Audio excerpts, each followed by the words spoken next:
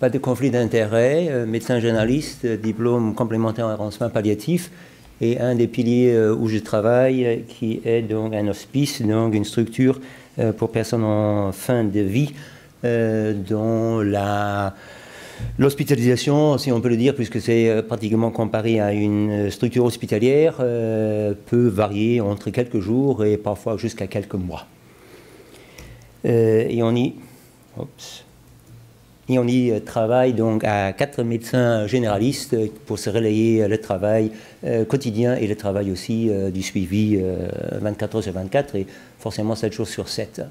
Alors, 3 vignettes pour voir un peu comment on pratique, on y aborde et quelles sont les questions éthiques qu'on croise sur le chemin avec les personnes qui nous sont confiées quelque part.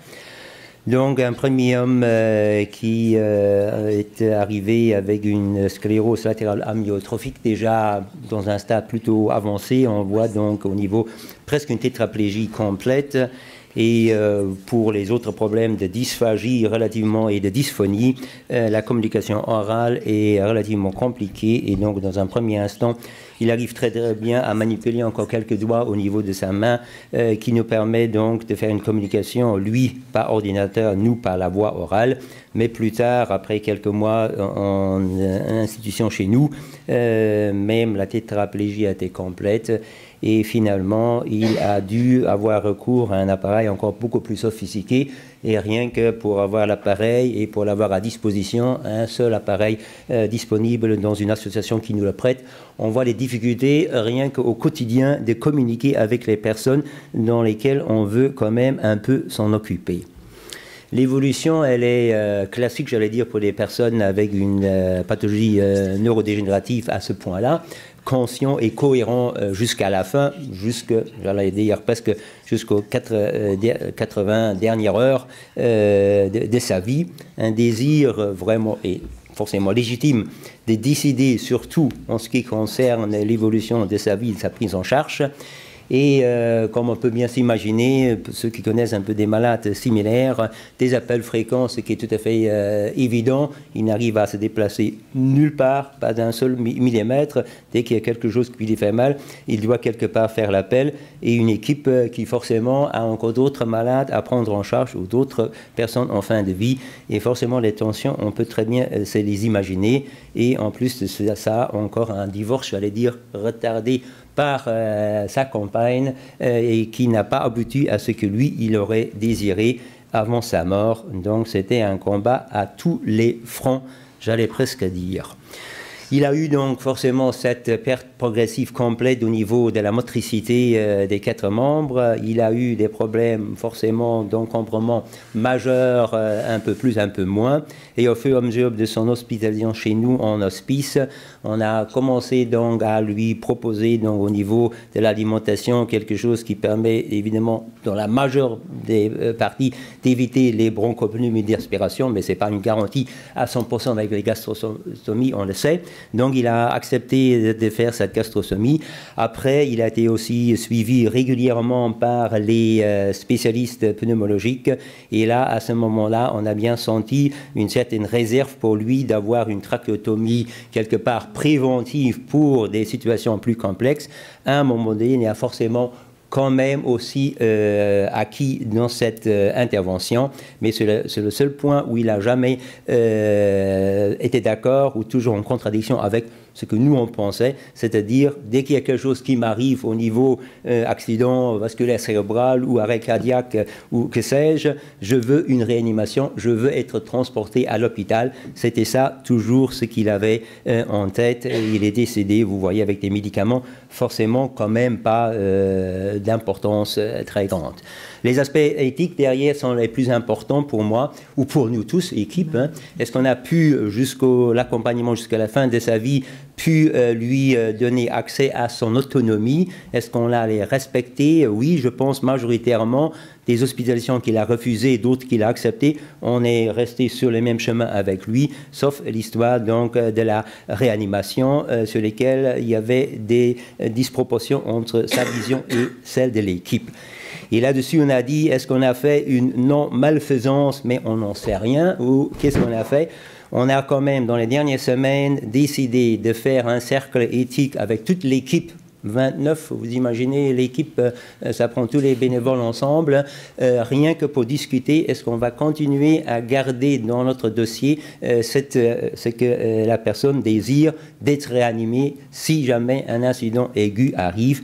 Et donc forcément, ou pas forcément, j'en sais rien, l'équipe a dit qu'on devrait quand même discuter largement et fermement avec la personne pour dire est-ce que ça vaut encore le coup de garder cette intervention réanimation sous n'importe quelle condition avec les risques qui peuvent arriver par derrière. Heureusement, j'allais dire, quelque part, peut-être notre poids de conviction ou que sais-je, a fait qu'il a été d'accord pour enlever cette directive, j'allais dire, oui, quelque part anticipée d'une réanimation sine qua non. Et finalement, on peut dire qu'on est arrivé à bout avec une certaine bienfaisance. On a encadré ses enfants, on a vu des enfants encore en bas âge, on lui a fait des démarches, ou aidé dans ses démarches administratives ou judiciaires et qui ne sont pas faciles puisque en plus il était frontalier, donc toutes les démarches étaient faites dans les tribunaux administratifs ou judiciaires ou les tribunaux en France. Donc c'était quelque chose de relativement lourd à porter. Et en fin de compte, au niveau du principe de justice, on a l'impression qu'à un moment donné, il y a quand même aussi un temps qui doit être proportionnel en fonction des besoins des différents malades, puisqu'on a quand même une quinzaine qui sont dans cet hospice pour prise en charge en soins palliatifs. Deuxième dame d'un autre registre un peu différent, donc avec néopulmonaire métastasé, détresse respiratoire chronique sévère et permanente, qui, comme vous pouvez lire ici, a donc au niveau de la mobilité relativement peu de possibilités et qui, elle, a comparé à ce que j'ai bien d'entendre ici en France. Donc nous, on a aussi les directives anticipées, qui est donc le Living Will, j'allais dire, comme les Anglais le disent, mais puisque nous, on a les deux lois sur les soins palliatifs, directives anticipées, sur l'euthanasie, dispositions de fin de vie, on a aussi des personnes qui arrivent donc avec des dispositions de fin de vie et qui, en voulant dire, mais on peut discuter sur des sédations, si l'insuffisance respiratoire devient tellement angoissante et tellement difficile pour vous, il n'y avait pas de discussion là-dessus pour la dame. Les médicaments tels qu'on a pu les administrer avec les doses, n'en parlons pas, mais sachant toujours qu'elle a été lucide malgré cette insuffisance respiratoire jusqu'au dernier souffle, j'allais presque dire, et elle a donc effectivement décidé après 7 jours d'avoir ce recours à cette euthanasie telle qu'elle peut l'avoir selon la loi luxembourgeoise. Qu'est-ce qu'on a pu faire? Est-ce qu'au niveau de l'autonomie de la patiente, on a pu respecter? Oui, on a respecté cette disposition de fin de vie, ce souhait, on l'a respecté. Qu'en est-il d'une certaine souffrance d'autres membres et de toute une équipe ou d'une partie de l'équipe? Est-ce qu'il faut faire totalement abstraction de ça? En institution, je pense qu'on ne peut pas faire abstraction de tout ça, mais c'est toujours un équilibre au cas par cas qu'on doit choisir. Est-ce qu'au niveau de bienfaisance, on a fait quelque chose de bien? Ça dépend où on veut se positionner. C'est certain qu'on a respecté le souhait de la dame. On a peut-être écourté une échéance relativement lourde et compliquée vu cette insuffisance respiratoire. Est-ce qu'on a quand même peut-être fait ou pas fait une non-malfaisance? Ce sont des questions qui restent d'un point de vue toujours un peu aléatoire. Une chose, toute l'équipe a compris, et ça c'était dès le départ, dès ses premiers moments en institution, cette dame avait donc pour nous en tête ce principe d'humanité, donc cette dignité qui était pour elle la plus importante des choses. Et je pense que c'est dans cette idée-là qu'elle a décidé de ne pas vouloir se laisser mourir, entre guillemets, par une maladie. Elle a refusé, malgré l'instance du mari, qu'il soit à côté d'elle. Et donc, c'était elle, en face seule de nous, les deux médecins, l'infirmière, la malade, qui forcément, c'est notre interprétation, ayant été malmenée donc par sa maladie, elle au moins a pu décider de sa fin de vie. Et un troisième cas qui vient de se passer il y a 4-5 jours, donc un homme de 72 ans, marié aussi, enfant, fils et fille, avec un lymphome généralisé, cachexie, a été transféré d'une unité oncologique où il a reçu les maintes transfusions de plaquettes, sachant qu'à un moment donné, ces transfusions n'arrivent plus à rien. On arrive avec 6000 plaquettes, des anémies, une cachexie extrême, mais toujours une lucidité et pas de douleur rapportée. Lui, pareil, une disposition de fin de vie écrite, clairement donnée et informée par l'oncologue à notre institution. Là, pareil, une dégradation relativement rapide avec toute cette pathologie concordante d'anémie et de faiblesse, de cachexie, et une fille avec laquelle on comprend très bien, attachée au père, refusant entre guillemets la mort, le voir mourir, insistant à tout point de vue de faire les perfusions ou que sais-je encore, des discussions même sur un laps de temps relativement court de 10 jours, mais intense et importante. Et là, on peut très bien s'imaginer le support qu'on a si on est en équipe multidisciplinaire, en hospice, où on peut se relayer. Ce n'est pas sur les épaules uniquement d'un médecin généraliste quelque part.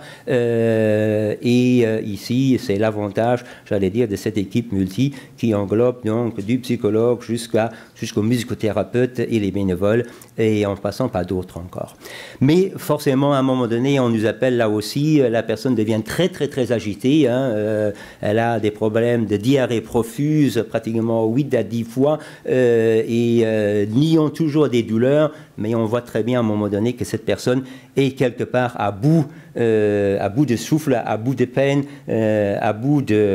pratiquement à bout de vie, et une discussion sur son écrit, sur sa disposition de fin de vie, est quelque part précipitée par une sédation lancée, entre guillemets, avec son accord, mais là encore une fois son accord, quelque part limite, la famille est bien présente, les enfants, la femme, mais on n'arrive pas complètement à avoir, j'allais dire, son accord encore une fois oralement, mais on a compris qu'il était d'accord avec cette sédation, mais il y avait une certaine obnubilation, et donc il est décédé sous sédation avec morphénique et midazolam, les médicaments classiques, en l'espace de moins d'une nuit. Là, encore une fois, les réflexions éthiques qui nous parlent. Est-ce que l'autonomie a été respectée? On peut clairement dire, si on est tout à fait strict au sens du non, ce n'était pas ça ce qu'il a décidé, ou ce qu'il a peut-être voulu, ce qu'il a écrit, mais il n'a pas pu l'exprimer clairement différemment. Mais vu la situation d'urgence, on a pensé ne pas faire de malfaisance. Et donc, dans cette optique-là, dans cette situation, pour nous, c'était l'état clinique qui nous a clairement guidés, toujours en accord ou en discussion avec l'entourage et avec la personne dans la mesure du possible. Ces réflexions, vous les voyez, on les a peut-être pas pour tous les cas au quotidien, puisqu'il y a quand même sur une 15 personnes qui peuvent être admises ensemble en hospice, on a quand même quelques 100 décès par an dans cette institution. On a donc une équipe sur laquelle on peut très bien faire ces réflexions éthiques cas par cas si c'est nécessaire, et on a toujours en tête derrière, mais d'abord le malade qui prime, quel est donc son souhait ou quel est son refus in fine. Et pour conclure, comme dit Cécile Boly en Belgique, est-ce que donc l'éthique, elle, ne se trouve pas seulement dans le contenu de la décision qu'on veut prendre, mais déjà quelque part aussi dans la manière dont on la construit et dont on la met en œuvre.